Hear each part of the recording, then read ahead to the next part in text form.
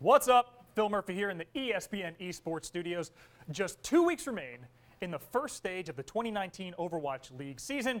Only 2 unbeaten teams are left, and they're not playing each other in the regular part of the stage. We got to keep our fingers crossed they'll meet up in the postseason. But one thing is for sure, Emily Rand's going to join us right now to talk about these Overwatch League top 5 power rankings. And you can see these complete rankings if you go to espn.com/esports or check out the description of this video. Emily, we're going to start with something some people might call a bit of a shocker at number 5.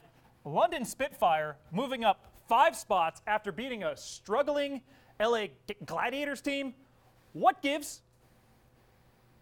So a lot of this has to do with the middle of the pack in Overwatch League and how we're slowly beginning to see teams like sort themselves out. I think once London began the season struggling, everyone was like, they can't play GOATs, this is terrible. We're back to what we saw from London in some of their Stage 3 and Stage 4 performances last year. However, Guard has been playing great, and I think they've definitely found another, DPS kind of option for themselves by putting Prophet on the Zarya and have Guard coming in and playing the Brigitte, which kind of solves some issues that they were having with putting Birdring in and kind of watching him struggle as Prophet was on the Brigitte and he was on the Zarya. So I just think they've found how they want to play in this meta, and there's no reason that with this team of players, again, prior, season champions, that they shouldn't be towards the top of the table once again. All right, so it's justifiable, but I wrote it for the segue. Number 5, a shocker. Number 4, the San Francisco Shock. Sinatra, a big reason for that. 15,000 damage per 10 minutes against Washington. How did he have that great of a performance? Zarya. So it's kind of a joke. I think he performed really well, but Zarya is going to give you those numbers, especially in this meta. I believe they set a record against the Justice on Numbani as well. So, this is an incredibly dominating performance from the Shock. I think we're starting to see the team that kind of everyone promised when they picked up all these players. And yeah, they're just a really exciting team to watch. I'm happy with how they performed this past week.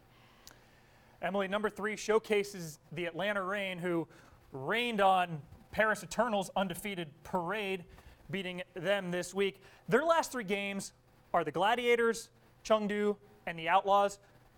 Do we expect Atlanta to close out 3-0? If things continue, yeah. If they keep playing the way that they have and continue improving as a unit, definitely. I think the thing that's so surprising about Atlanta is that when we looked at this roster on paper preseason, we were like, yes, this team can be phenomenal, right, with the raw talent that they have on it. However, we didn't expect them to come together as quickly as they have, which is the most impressive part about this team. I also want to shout out Pokpo. I thought he played insanely well, especially in a matchup against Paris where they were really relying on them to go, goats v goats, or that triple tank, triple support comp versus triple tank, triple support. So I think that was super impressive. It was a great showing from Atlanta, and if all goes according to plan, they actually should beat their remaining 3 opponents. Emily, we're going to double up on this last one. 2 undefeated teams remain. Vancouver Titans, New York Excelsior. I'm not going to draw this out anymore for the people. Second week in a row, Titans at 2, New York Excelsior at 1. We know these teams aren't going to play in the regular part of the stage. Again, fingers crossed, they do get a chance to play each other in the playoffs. But hypothetically, if they were to play today, who wins? Oh man, I still have to give the edge to New York, but it's going to be so close. I think one thing that I want to point out with New York is that Mono he's never been bad, but he's really leveled up, and it's a great meta to showcase that, main tank prowess. So I want to see the Mono versus Bumper matchup. I want to see these 2 teams go head-to-head. It's, some of the best players in the league, the strongest teams in the league. I still have to give the edge to New York for now, but if Vancouver won, it definitely wouldn't be a shock, and I think it would be a close matchup either way. And certainly an opportunity for redemption for New York Excelsior with how things wrapped up after a very promising 2018 until the very end there.